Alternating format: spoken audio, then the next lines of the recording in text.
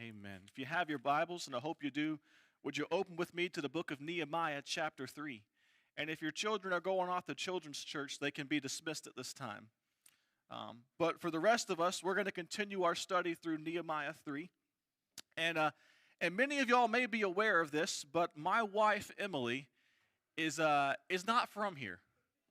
She's not from around here. She's not from anywhere near to around here. Actually, she's from a mystical, strange land known as Cleveland, Ohio. And yes, I had to bring her back down south to redeem her. But a little over a year ago, we went back to visit Cleveland for her cousin's wedding. And while we were there, we decided to take a little trip down memory lane, as people are prone to do when you go back to a place you haven't been to in a while. And so we went to some of the places that she grew up in, the streets she used to walk, those landmarks that sort of shaped her childhood. And one place in particular that had a large imprint in her memory was her high school, which was just down the road from her house. And really, Emily really enjoyed high school. I'm not sure what was wrong with her. I hated it. But she did. She loved school. But when we pulled up at our old school, this is what we saw.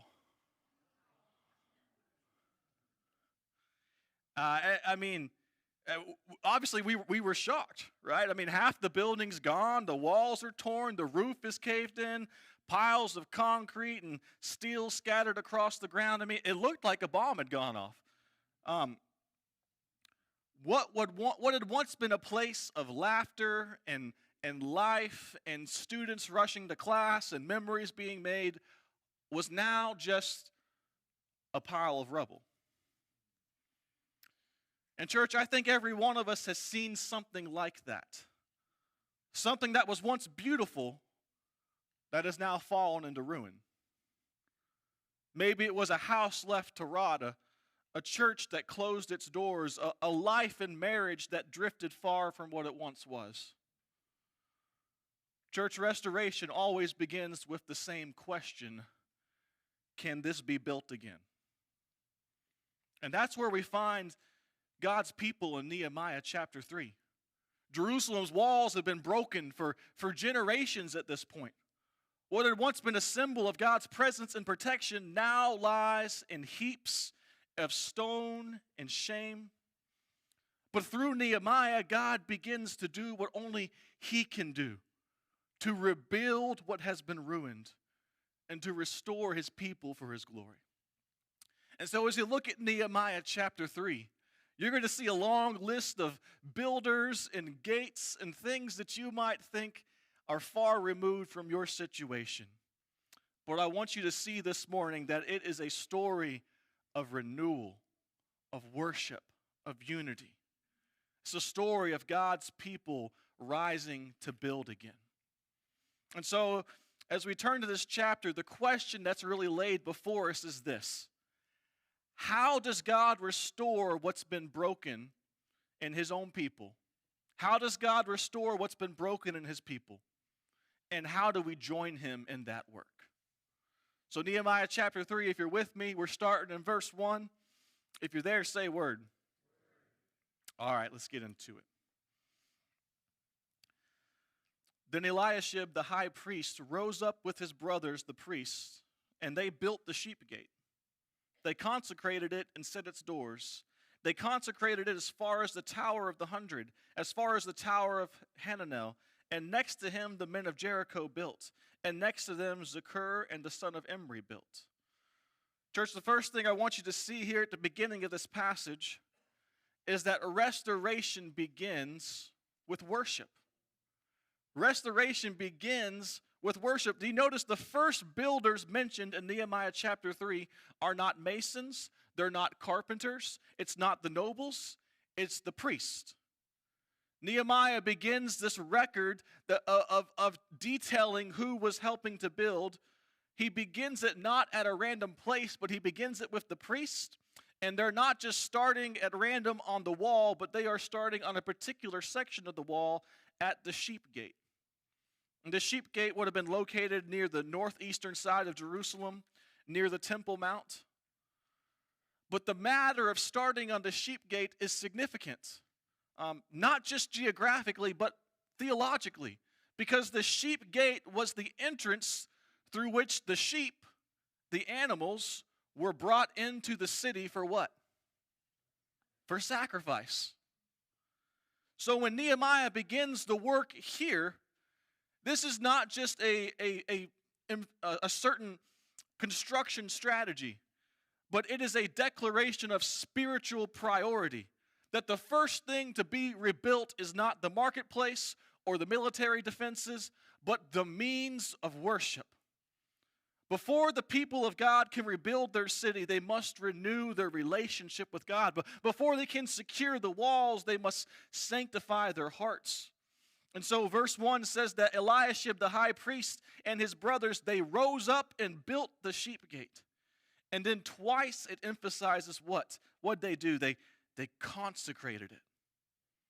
They consecrated it. The Hebrew word kadash means, consecrate means to set apart as holy. So again, this wasn't just any old construction project, but Nehemiah is setting up from the very beginning that this was an act of worship. That before any stone has been laid anywhere else, this gate is dedicated to God. And so in other words, church, the rebuilding of Jerusalem begins not with progress, but with purity. Right? Not in strength, but with a people surrender. And again, see who leads the way in this. It's not the governor, it's not the skilled laborers, it is the priest. Eliashib, the high priest, he rises up with his brothers, also priests. And the language here sort of carries this divine initiative, right? That he rose up with his brothers. We see the same language throughout Scripture.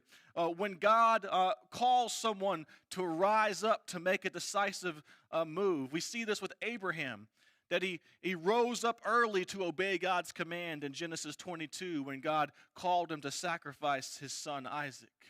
We see this with Joshua, who rose up to lead the people into the promised land in Joshua 3:1. And now Eliashib rises up not to preach, not to perform his religious ritual, but to pick up a tool and to begin the work. And it's a beautiful picture here of servant leadership, that the priests didn't command from a distance, but they labored among the people. They stood closest to God. The priests were those who entered in, the high priest particularly, Eliashib. He would have been the one who would enter into the Holy of Holies. He would have been the one physically closest to the presence of God. And yet he stood amongst the people. Their hands, which had once been set apart for sacrifice, were now being calloused with the work for the glory of God. And in that sense, Eliashib and the priests, they really sort of foreshadow the ultimate high priest, Jesus, who he not only offered a sacrifice, but he became the sacrifice, who not only called his people to build, but he stooped down to serve them. And so the priests here begin the labor. In verse 2, we see the priests begin to labor. Verse 2 shows us the people's response. It says, next to him the men of Jericho built, and next to them Zakur the son of Imri built. And so immediately in the text, the focus shifts from the priest to the people.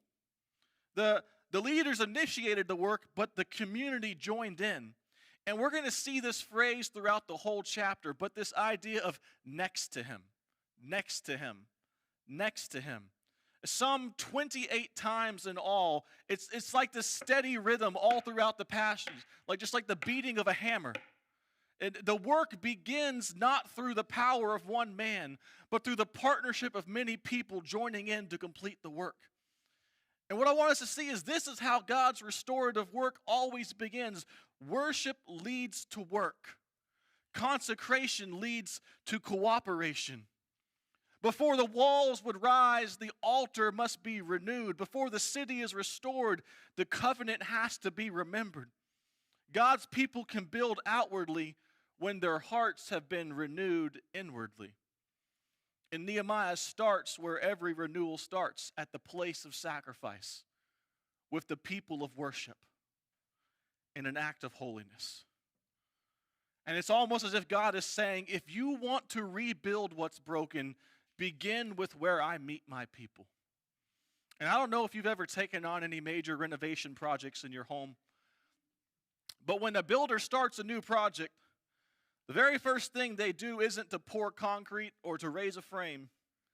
It's to lay the what? The foundation. If the foundation isn't right, it doesn't matter how beautiful the walls look, how expensive the windows are, how ornate the decorations become. Sooner or later, the whole thing is going to what? It's going to fall. It's going to crumble. And this is another interesting detail here, but before the construction crew ever starts, typically when they're entering into a big project, they participate in something called a groundbreaking ceremony. You heard of that before? A groundbreaking ceremony. I know you've seen it. You got people, they dress up and they're in suits, but they put on hard hats. They got a shovel that someone put half a shovel full of dirt into. They smile for the camera, right? And then what do they do? Well, they dedicate the project to what's coming, right? To its purpose. And that moment, right? That moment in the groundbreaking ceremony, that moment doesn't accomplish much. I mean, not a single brick has been laid. They don't raise a wall during that ceremony. But the ceremony sets the tone for everything that's to follow. It's to say this project has a bigger purpose than itself. And that's what's happening here in Nehemiah chapter 3. Again, before a single stone of Jerusalem's wall has been set, the priests take up their shovels at the sheep gate and they dedicate the work to God. Verse 1 says they consecrated it and set its doors. What they're saying is that this is not just about walls, this is about worship. And this is the point for us, church. If you want God to rebuild what's broken in your life, you have to start at the altar, not at the wall. If your marriage needs rebuilding, start with prayer before your plans. If your faith needs restoration, start with repentance before activity. If your church needs renewal, start with worship before work. God doesn't bless our effort until He's first captured our adoration. And so before you start doing something for God, make sure you've been still before God. And when God begins a rebuilding work, whether that's in a person or a family or a church, He always starts where Nehemiah started, at the gate of worship. Before He rebuilds the walls around you, He wants to restore the heart within you. And that means that if you want God to do a new work, you can't start with your hands. You have to start with your heart. You can't rebuild spiritual ruins with unsurrendered lives. Like the priest, you must consecrate what you're doing and say, Lord, this belongs to you. So before you try to fix what's broken in your life, church, can I ask? Ask yourself these questions. Before you step into this work that you're asking God to do, ask, have I invited God into it? Have I invited God into this act? Have I dedicated this to His glory? Am I beginning with worship or with worry? Because every true restoration begins when God's people make their work an act of worship. When you put God first, everything else finds its place. If the walls of your life have fallen, start where Nehemiah started. Start at the sheep gate. Come back to the place of sacrifice. Come back to the place of surrender, the place of worship. And there you will find a God who still delights in rebuilding what's been torn down. Church, restoration begins with worship, but secondly, restoration advances through unity. Restoration advances through unity. Look at verse 3 with me. It says, the sons of Hassanah built the fish gate. They laid its beams and set its doors, its bolts, and its bars. And next to them, Meremoth, the son of Uriah, the son of Hakaz, repaired. And next to them, Meshullam, the son of Berechiah, the son of Meshezabel, repaired. And next to them, Zadok, the son of Baana, repaired. And next to them, the Tekoites repaired, but their nobles would not stoop to serve the Lord.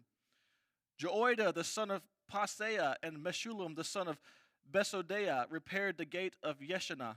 They laid its beams and set its doors, its bolts, and its bars. And next to them repaired Melatiah the Gibeonite and Jadon the Meronothite, the men of Gibeon and of Mizpah, the seat of the governor of the province beyond the river. Next to them Uzziel the son of Harhiah, goldsmiths, repaired. Next to them Hananiah, one of the perfumers, repaired, and they restored Jerusalem as far as the broad wall. Next to them Raphaiah the son of Hur, ruler of half the district of Jerusalem, repaired. Next to them Jedediah the son of Harumath repaired opposite his house, and next to him Hadush the son of Hashabneah repaired. Malchijah the son of Harim and Hashub the son of Pahath Moab repaired another section in the tower of the ovens. Next to him Shallum the son of Halohesh, ruler of half the district of Jerusalem, repaired, he and his daughters. If you need baby names, they're there. As Nehemiah continues describing the rebuilding here, church, the focus shifts from the priest who consecrated the sheep gates to the people who are now taking up the work. And again, this is where that repetition is pounded in. Next to them, next to him, next to him. Almost 30 times this phrase appears in this chapter, and it's not just a filler statement. God is communicating the rhythm of unity amongst his people. You see, in chapter 1, Nehemiah taught us that every work of restoration begins with prayer, with beseeching the Lord. In chapter 2, we saw that God's providence opens the doors for restoration. And now in chapter 3, we see what happens when God's people walk through that door together. One section of the wall connects seamlessly to the next. One worker's effort strengthens another worker's. It's a living picture of what Paul would later describe in Ephesians 4:16, the body of Christ, joined and held together by every joint with which it is equipped, when each part is working properly, makes the body grow so that it builds itself up in love. When you read through these verses, you realize that this is not some elite construction crew that we're working with, but again, these are people from all backgrounds, rulers and priests, goldsmiths, perfumers, merchants, families. Some repair large sections, others repair just a few cubits. Some work in front of their own homes, while others travel to outlying towns from Jacoa and Jericho. The wall of Jerusalem is being rebuilt not by professionals, but by the people, by men and women and citizens and leaders, each one contributing what they can. I think we got to see that God's restoration doesn't depend on the most skilled hands. It depends on surrendered hearts. Again, you don't have to be gifted like someone else to be useful to God. You just have to be available. And even here, Nehemiah includes, we see an honest moment of contrast between all of these willing laborers. But verse 5, look at it. Verse 5, he says, next to them the Tekoites repaired, but their nobles would not stoop to serve the Lord. I mean, picture the scene. Everyone's working, their backs are bent, they're laying bricks, they're hauling wagons, and then you got a few guys sitting over here. All right, a few guys off to the side, and they got their arms folded. They're just sitting back. We're watching, supervising, right? No, they think that they're too important to bend low to join the work. And that Hebrew phrase there, that they would not stoop to serve, literally it means they would not bring their necks under the work. Their pride kept them from participation. And notice, however, that even in their pride, even in their reluctance to join the work, it didn't stop the work. God's purposes are never hindered by those who refuse to join. He simply advances his will through those who are willing to obey.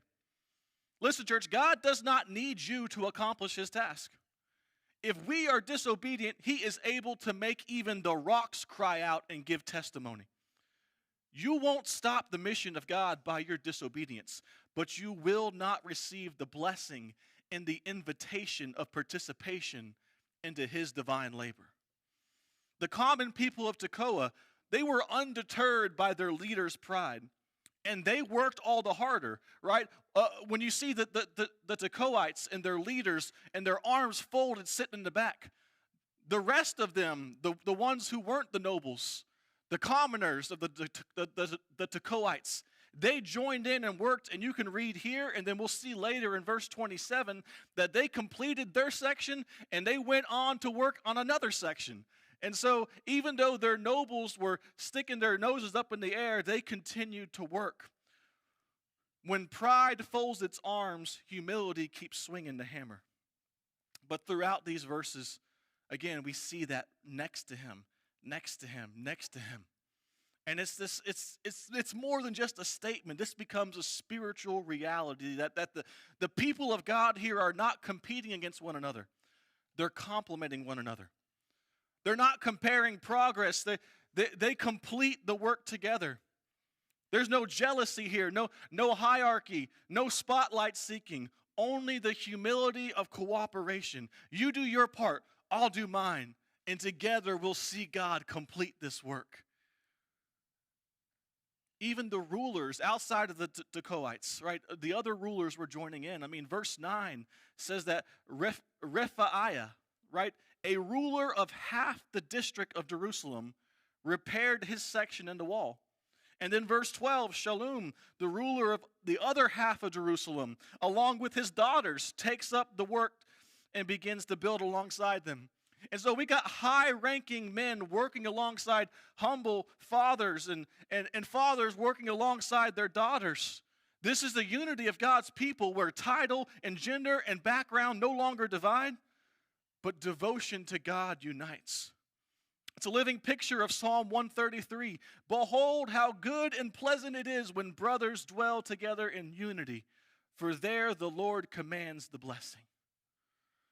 The beauty of this passage isn't in the architecture that's being constructed. It's in the alignment. These verses show a people moving in rhythm with one another because they're walking in obedience to God. And unity isn't uniformity, it's harmony. Different people, same purpose. Different tools, same task. Different stories, same Savior. When God's people work in unity, they reflect the very unity of God himself, of the God who is all Father and Son and Spirit, distinct in role, yet one in essence and purpose. That's how restoration advances, church, not through our own isolated efforts, but through the unified obedience of God's people working together side by side. And the work of God still advances the same way today as it did in Nehemiah's day. It's through the unity of his people. You and I were never meant to rebuild alone. God designed his mission to require his whole body. And so when God restores a life or a church or a city, he doesn't just use a single leader. He uses a people who are willing to walk next to them. Again, that refrain all throughout. Next to them, people moving side by side, each doing their part, each depending on God's strength. So can I ask you this morning, church, are you building your section of the wall, or are you watching from the distance?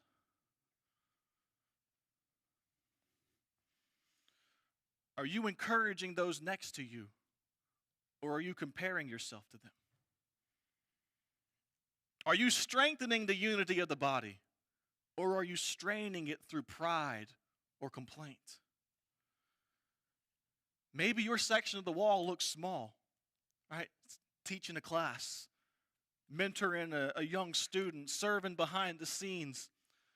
But when you do your part faithfully, God uses it to strengthen the whole. Your obedience connects to someone else's obedience, next to them, and together the church becomes this living testimony of God's grace.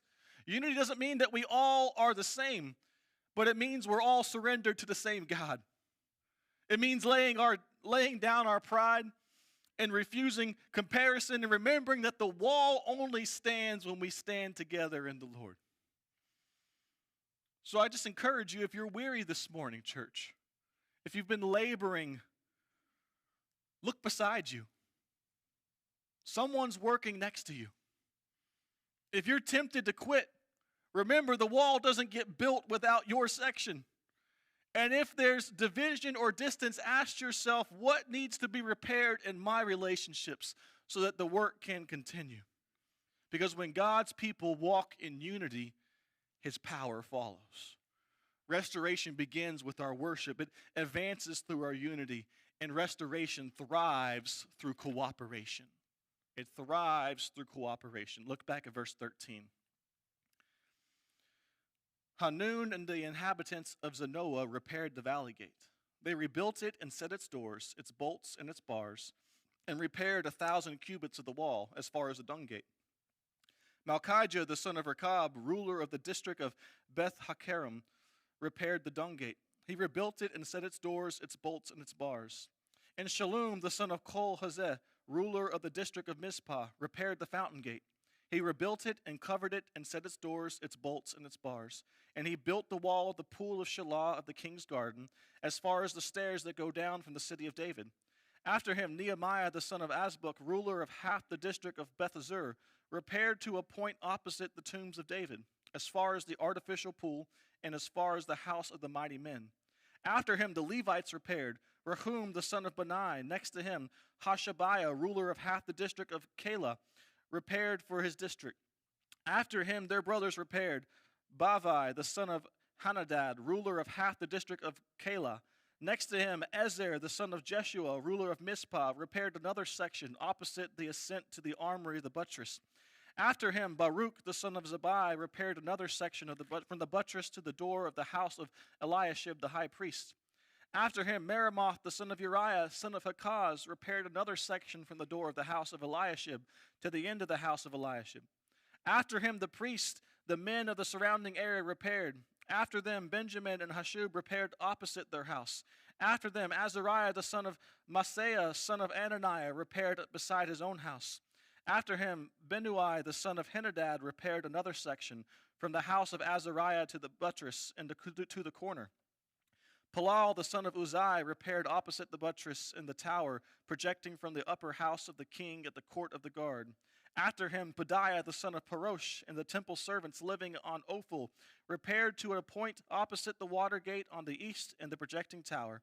After him, the Tekoites repaired another section opposite the great projecting tower as far as the wall of Ophel.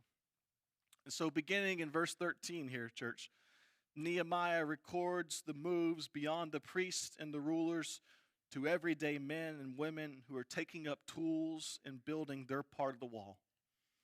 It's no longer just leadership driven, but this is community-wide cooperation. Gate after gate, wall after wall, family after family. The text repeats itself again, next to them, after them, beside them. The valley gate, the dung gate, the fountain gate. Each section tells a story of people working shoulder to shoulder. No one can rebuild the wall alone, but together they could do what seemed impossible. The merchant works beside the mason. The goldsmith stands next to the governor. The ruler of half the district stands next to a man and his daughters. Titles vanish in the dust of their shared labor. And there's a quiet beauty in this passage of the Spirit of God knitting his people together, not through these incredible speeches or miracles, but through simple labor, through hammers and stones and shared purpose. This is the cooperation in its purest form. It's humble, it's devoted, it's practical. Everyone brings what they can, and together the walls which were once in ruin rise. So that by the time we reach verse 27, the work has gained momentum. I mean, there are people like the Tekoites who have already finished their own assigned portions, and they're going on to take on additional portions. Or we see the mark of willing hearts who are doing not just what's required of them, but who are going above and beyond. Right? We see this is not forced labor. This is not the Israelites in Egypt. But this is them coming alongside to build together a voluntary choice. Nehemiah's record here shows that cooperation is how God's restoration thrives. It's the people of God becoming the instruments of God's renewal. And as each section connects to the next, the wall begins to take shape. reflecting the unity of the God who called them to build. And the work's not complete yet, but by verse 27, the city is alive with purpose again. You can feel the buzz. You can feel the excitement of what God is doing. The ruins are no longer silent. The sound of restoration fills the air. Church, have you heard the story of the three bricklayers? You know, there was a traveler going down the road, and he chanced upon three men. These three men, they were bricklayers who were all working on the same piece of wall. And so he asked the first man what he was doing, and the man says, "I'm laying bricks." "Come on, man, what do you think I'm doing?" Then he asked the second man, "What are you doing?" He kind of shrugs, says, "I'm building a wall." He asked the third man what he was doing, and the man stops, and this misty look comes over his eyes. And he says, "I'm building a cathedral." You see, each man was doing the same task, but only one saw the greater purpose. In Nehemiah 3, dozens of families are working and building something far bigger than just a few bricks and mortar. They're rebuilding the city of God and his people. When God's people cooperate with his vision, ordinary tasks take on eternal significance. Church, cooperation isn't just about starting together, it's about staying faithful together. There's many people who begin the work of God with excitement, but only those who persevere together see the restoration completed. Nehemiah 3 reminds us that cooperation requires consistency. The people didn't quit when the work got heavy. They didn't complain when the pace was slow. They stayed side by side, section after section, working together until the wall took shape. So ask yourself this morning, church, do I serve faithfully even when no one notices? Do I stay committed when progress feels slow or the task feels small? Am I willing to keep building beside others even when the work costs me my comfort or my convenience? God's greatest works are rarely built in moments of excitement. They are built through seasons of endurance. The same hand that lifted the first stone also lifted the last, and every hand that stayed faithful became a part of the miracle that God was doing.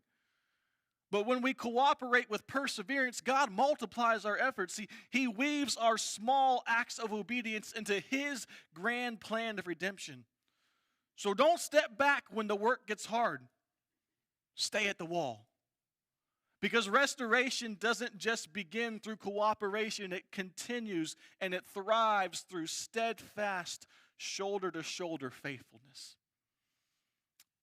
Restoration begins with worship. It advances through unity. It thrives with faithful cooperation. And lastly, church, restoration results in God's glory. Look at verse 28 with me. Above the horse gate, the priest repaired each one opposite his own house.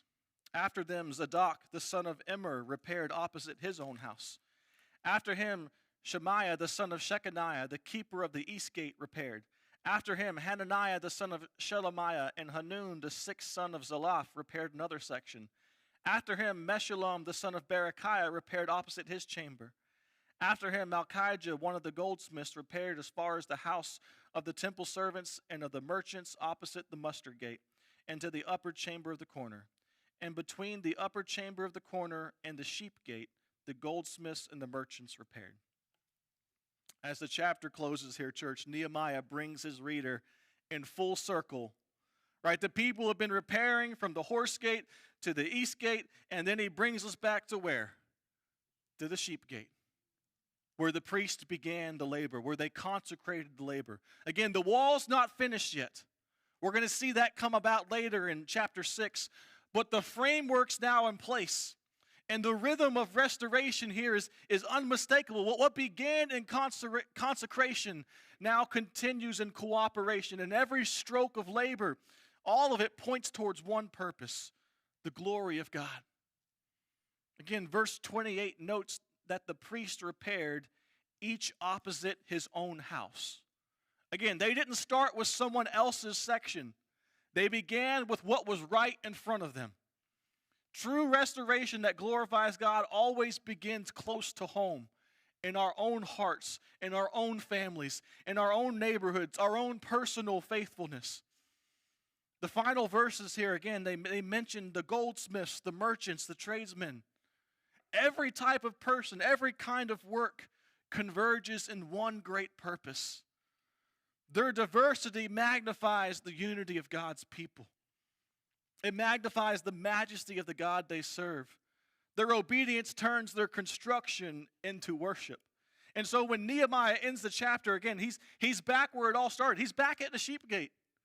And again, that's not an accident. The record has come full circle because God's work always begins and ends with His glory. The project's not complete, but the purpose is clear. This is not a story of human effort. This is a story of divine exaltation. Psalm 102:16 says, "For the Lord builds up Zion, He appears in His glory." That's what's happening here. God is building His people so that His presence might again dwell with them. The physical restoration of the walls is only a reflection of the spiritual restoration going on in their hearts. And so the rebuilding of Jerusalem's walls ends where it began, with God's glory. Everything in chapter 3 reminds us that the goal of restoration is not personal recognition. The walls were never about Nehemiah's name. They weren't his legacy. They were about the Lord's name being honored among His people. And so, church, when God restores, He always restores for His glory. That's how He changes. And that changes how we look at the work He's called us to do. And so when God rebuilds your life, when He rebuilds your marriage, your church, your witness, it's not just so you can stand tall again. It's so that His greatness can be seen through you in what He's done. The people of Jerusalem are repairing the section of the wall, but they didn't labor for the applause. They labored out of adoration. The strength of their hands gave way to the song of their hearts. And so, can I ask you, church, the question that this passage leaves us with: is the work of your life resulting in your glory or God's? Are you building something that points to yourself or something that magnifies Him? Because true restoration always leads to worship. When the walls were complete, the city could sing again. And that's what God desires for us. That our story of ruin and rebuilding would echo in His praise. Church, may your obedience become the altar on which God displays His faithfulness. May every step and every stone of obedience that you lay, every act of service, every word of witness, may all of it declare to God be the glory. Because when God restores what was broken, the right response is not pride, it is praise. The work ends in worship because restoration always results in God's glory. You know, when I was growing up in North Carolina, I had a friend whose grandmother had a 1967 Shelby Cobra sitting in her backyard. It'd been there for a long time. The paint was peeling, the chrome was rusted, the weeds were growing through the wheels. And my buddy wanted to restore it. He wanted to take that car, bring it back to life, hear that engine roar again. But his grandmother refused.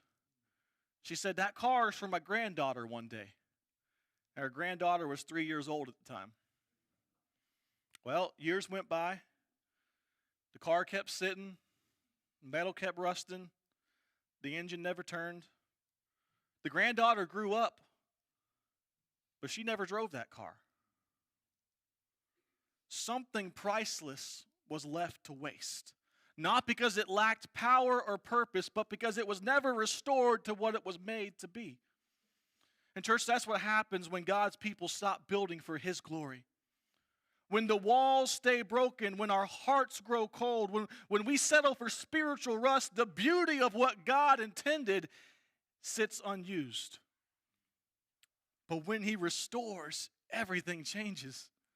Right? What was once silent begins to move again. What was once lifeless begins to breathe again. Restoration brings glory, not to the thing that's been restored, but to the one who does the restoring. Nehemiah chapter 3 reminds us that God is in the restoration business. He takes what sin has left in our lives, the ruins and the broken down pieces of our heart, and he rebuilds it brick by brick for his glory. The people work side by side, not for their names on a plaque, but for the praise of God. I can't pronounce their names. Their names weren't to be remembered. It was God's name they were working for. That's still the invitation today, church. Maybe this morning your life feels like that old rusted Shelby, still valuable, but stuck in the backyard neglect. Can I tell you something? The master builder isn't waiting for you to fix yourself. He's waiting for you to hand him the keys. Through Jesus, God rebuilds the ruins of our hearts and restores us to the purpose that we were created for, to bring him glory. So today, church, don't leave what God can restore sitting in the rust. Let him rebuild you. Let him renew you. Let him roar his glory through your life once again. Because when restoration results in God's glory, what was once forgotten becomes a testimony to his faithfulness. Would you pray with me?